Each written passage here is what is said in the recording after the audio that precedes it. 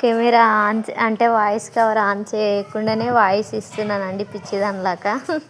Hi అండి అందరికీ, అందరు బాగున్నారా? నేనైతే బాగున్నాను నిజంగా చెప్పాలంటే. ఇప్పుడైతే కరెక్ట్ టైం 12 అవుతుందండి. ఈరోజు 39వ రోజు అయ్యప్ప దీక్ష. ఇంట్లోనే ప్రిపేర్ చేస్తున్నాను అనమాట. చూడండి, అన్నము వంపుతూ ఉంటే చాలా టైం అవుతుంది అనేసి నేను ఆ చిల్లీలో గిన్నెలో మొత్తం వంపేస్తాను ఒకటేసారిగా. దీంట్లో వేస్తే తొందర అయిపోతుంది, నాకు ఈజీ అవుతుంది అనేసి దాంట్లో వేసి చేసేస్తానండి. చాలా తొందర అయిపోతుంది పని కూడా.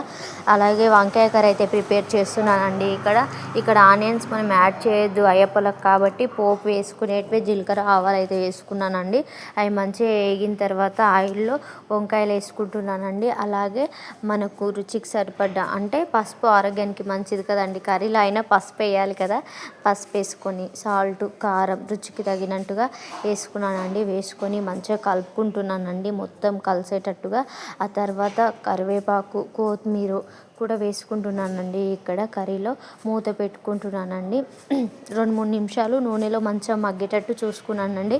చూసుకున్న తర్వాత మళ్ళీ వాటర్ యాడ్ చేశానండి. వాటర్ యాడ్ చేసి ఇంకా దానిపైన మూత పెట్టేశానండి. అలాగే 3-4 నిమిషాలు వంకాయలు మంచిగా ఉడికిన తర్వాత స్టవ్ ఆఫ్ చేశానండి. అలాగే పాలు కూడా పోసుకుంటున్నాను. హాఫ్ లీటర్ పాలు వేడి చేసుకున్న పాలు కూడా మళ్ళీ తీసుకున్నానండి. హాఫ్ లీటర్ పాలు స్వీట్ ఉండాలి కదా, సేమియా పాయసం చేసుకుందామని పాలు కూడా యాడ్ చేస్తున్నాను ఇక్కడ. కొంచెం అటు ఇటు అయితే ఏమనుకోకండి ప్లీజ్, కొంచెం ఏమనుకోకండి.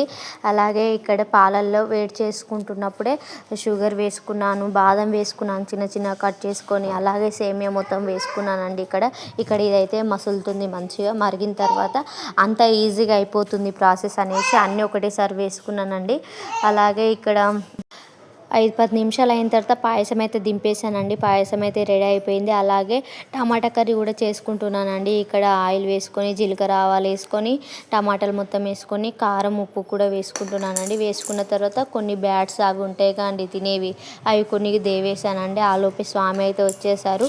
రోజులాగానే అండి ఇక అయ్యప్ప దీక్షలో రోజు కుకింగ్ ఎలా చేస్తామో అలాగే చేసుకొని దీక్ష ఇంకా నేను చేసే పనులు మొత్తం మీకు కూడా చూపిస్తున్నానండి. అయ్యప్ప దీక్ష ఉన్నప్పుడు ఇలా చేయాల్సి ఉంటుంది అన్నట్టు. ఇక్కడ స్వామి టైం అయితే అయిపోయింది. స్వామి పూజ టైం అయినందుకు వచ్చేసారండి. వచ్చేసి ఇక పూజ అయితే అయిపోయింది. పిల్లల్ని మొక్కించారు, ఆయన మొక్కారు, నేను కూడా అలాగే అయ్యప్పనైతే మంచిగా దర్శనం చేసుకుంటున్నానండి. మంచిగా మొక్కుకుంటున్నాను.